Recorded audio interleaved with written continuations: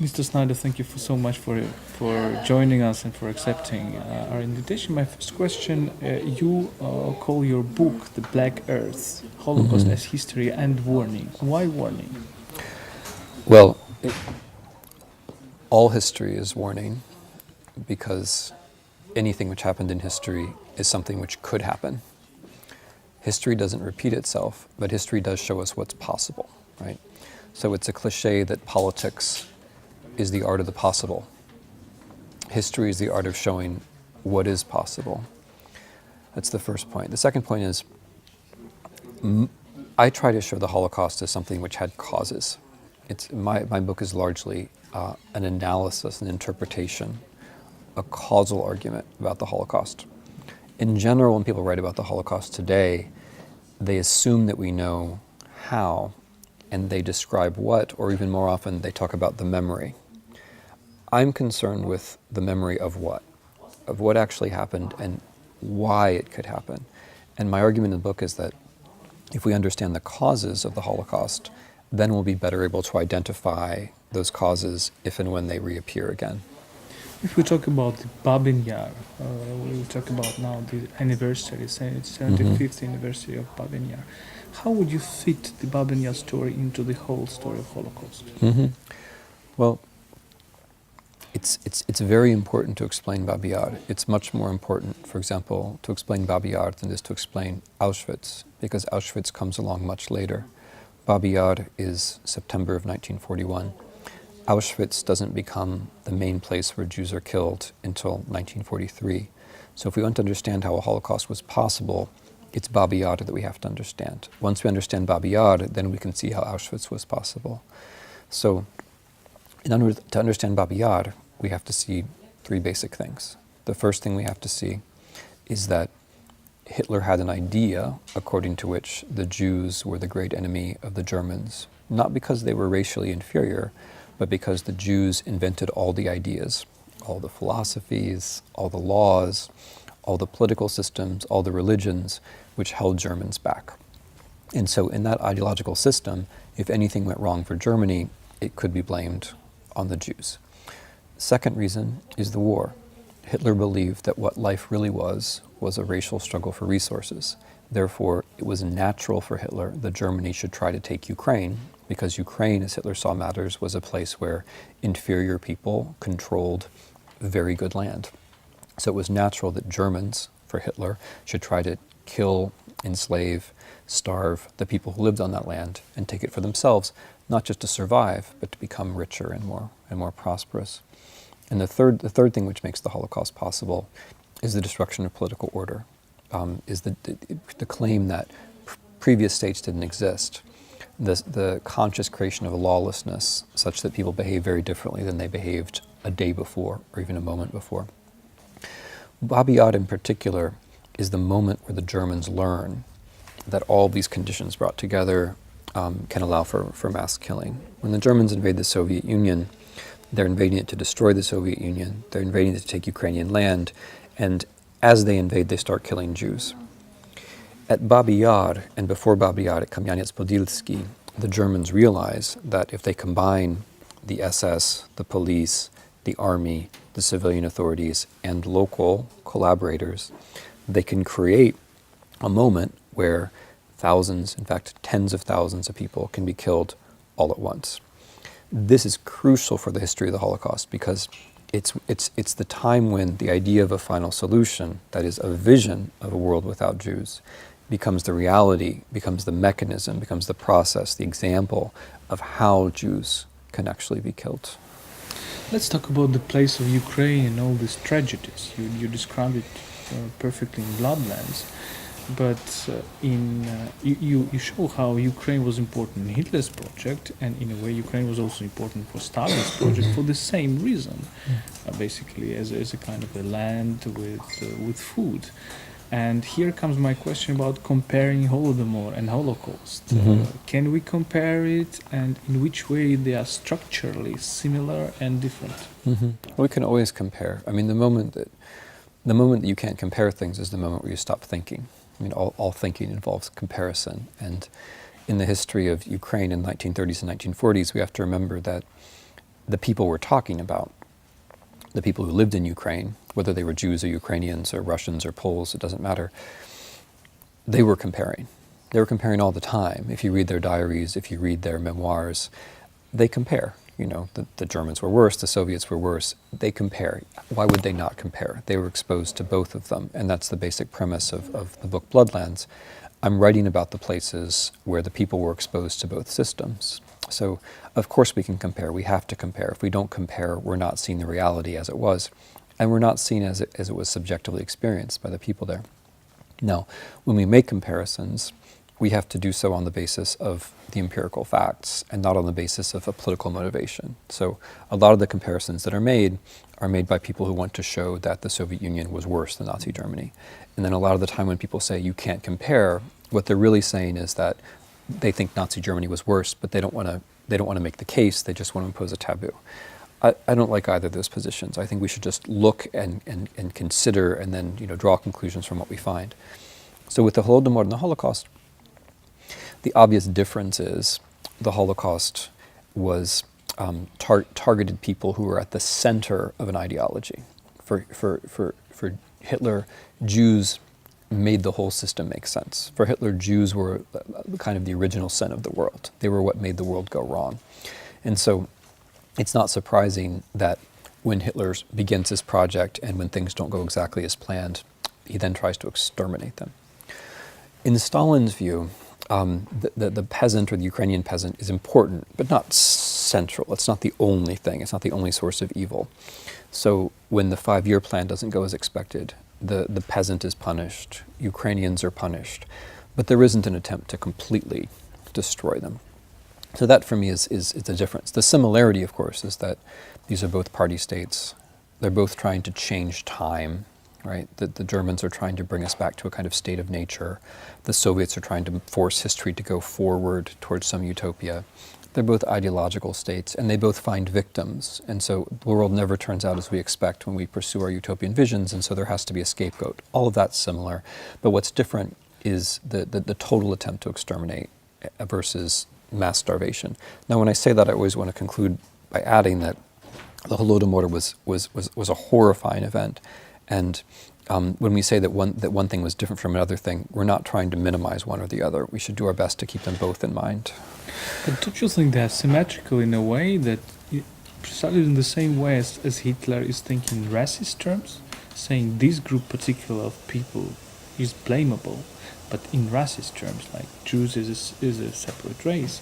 In the same way communism and Stalinism was saying about the class. So the notion of class, like bourgeoisie and peasants, like kind of a continuation of bourgeoisie, if you want, when bourgeoisie was destroyed already. It's the same logic, don't you think?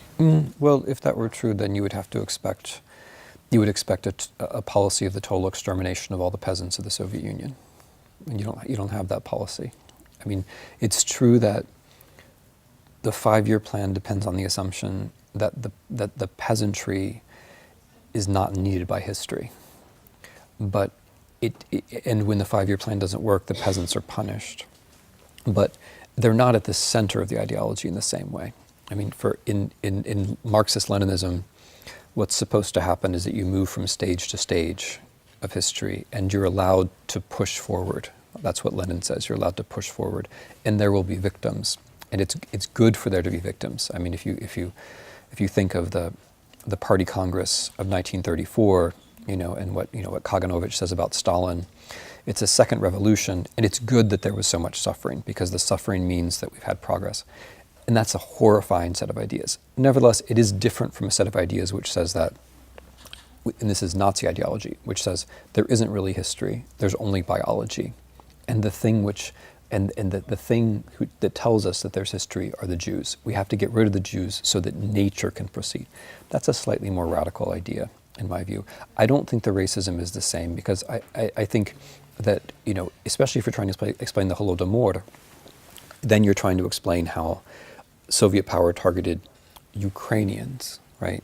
But it targeted Ukrainians because Stalin had particular reason to control Ukraine, and he had particular reason to be concerned when he thought that Ukraine might not be under control. You don't have to be a racist about Ukrainians to kill Ukrainians. So I wouldn't push it that far. I would say that there was a policy that involved suppressing the peasants. When that policy didn't work, Stalin himself thought, and I would accept, in a national way, and he targeted a particular nation. But he doesn't have to be a racist to do that. So I would say it's a little bit different. If we take Ukrainian history right now, you describe in one of your articles how the Volyn tragedy is linked to Holocaust, how basically the Nazis were educating, if you will, the Ukrainians on the one hand, the Poles on the other hand. How can you describe it, and how Ukraine should deal with it now in the situation when we have tense Polish-Ukrainian relations? Okay, those are two very different questions, because I can try to explain what happened in 1943, and I can maybe give advice about politics, but they're two different kinds of questions. In a way, everything that I think about statehood and the importance of statehood comes from thinking about the ethnic cleansing in Volhynia in 1943. Because that's a very specific episode. It happens in an interesting place. Volhynia is the place where the interwar Polish state was actually relatively tolerant. It was much less tolerant in Galicia. In Volhynia, the interwar Polish state was quite tolerant until 1938. 1938 and 1939, it was not. It was closing Orthodox churches and so on. But for most of the interwar period, Volhynia was less tense than Galicia. And Ukrainian nationalists were much more important in Galicia than they were in Volhynia. And so in order to explain why you have, so put the question this way, why do you have massive ethnic cleansing that begins in Volhynia rather than in Galicia? And the answer has to do with the triple occupation, that first, the Soviets come in and destroy the Polish state structures, which are relatively thin because Poles are a relatively small minority in Volhynia. Ukrainians are an absolute majority, a large majority in Volhynia. And then the Germans come in and they recruit a lot of these same Ukrainians to the German police forces. And those Ukrainians who are in the police force are doing a lot of things, right? They're keeping the peace, they're enforcing the law, they're stealing for themselves and their families. But among other things they're doing is that they're collaborating in the Holocaust. So they're learning, for example, how to encircle villages, how to round people up and kill them. Then the Soviets come. This is the third occupation. And the way the UPA forms is that some Ukrainian nationalists realize if the Soviets come, they're going to absorb our young men into their partisans, and we don't want that. We want our young men in nationalist partisans. So we have to form nationalist partisans now. So they managed to pull out a lot of these German policemen, these Ukrainians who have served at the Germans as policemen, and they form the UPA, right? So what I've just said is correct, but it goes against all the national stories, right? You can't explain the UPA just as Ukrainian nationalism. The UPA arises because of these multiple occupations, and it arises also because Ukrainian nationalists know perfectly well that their young people could fight on both sides, which they very often did. In fact, a lot of the Ukrainian nationalists in Volhynia had been communists by conviction before that.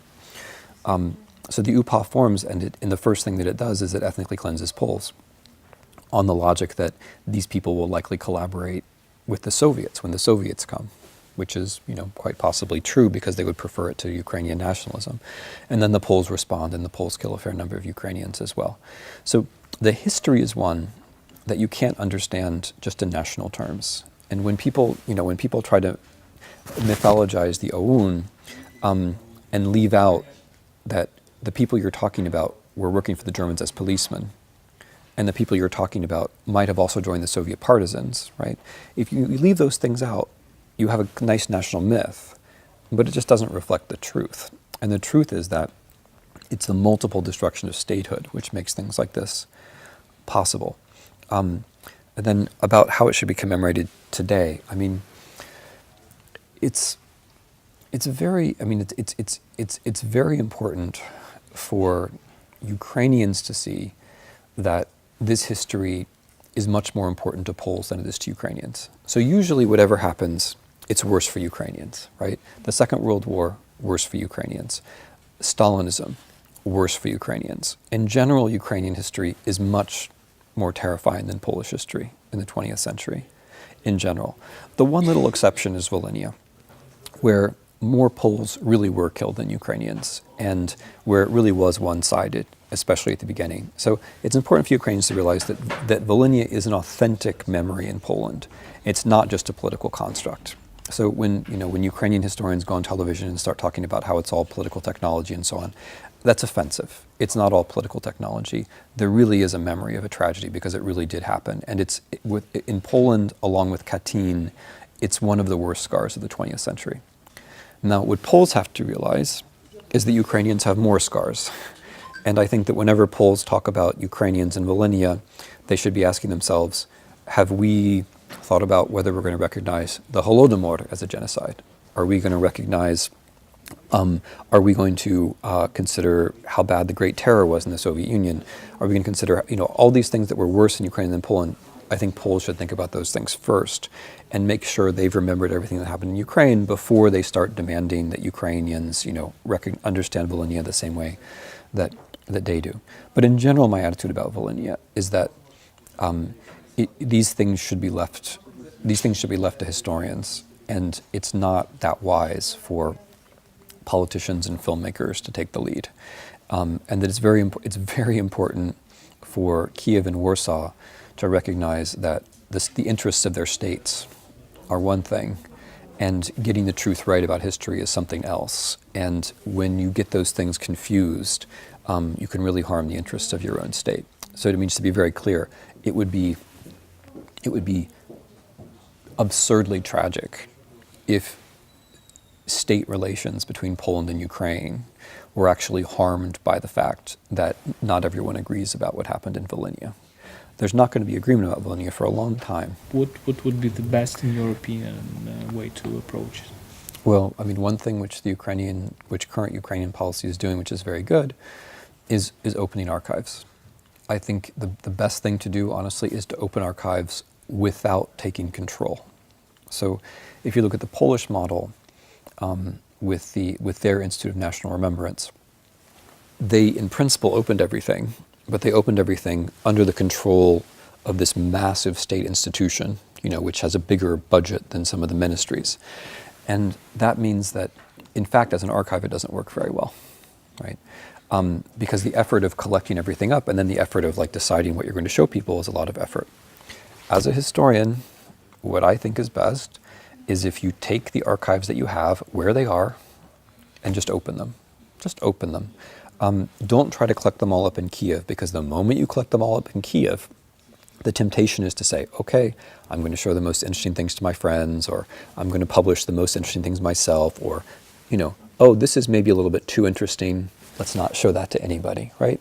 That will always happen. That will happen in Ukraine like it will happen anywhere else. For me, the answer is very simple. Open up the archives, let historians do their work, let them disagree, let them discuss, let it be a long-term process. Because with all these issues, whether it's the Holocaust or Volhynia or Holodomor, the answer is never this end of the polemic or that end of the polemic. The answer is always somewhere else, right? It's not that Poles are right or Ukrainians are right, or Jews are right or Ukrainians are right. It's never like that. That what history shows is always more interesting and more complex. But you have to give the historians the documents, and you have to give them time. So, that's my main answer of how to deal with the communist past, is give people access to the documents and let them think about it. Thank you very much, Mr. Snyder. My pleasure.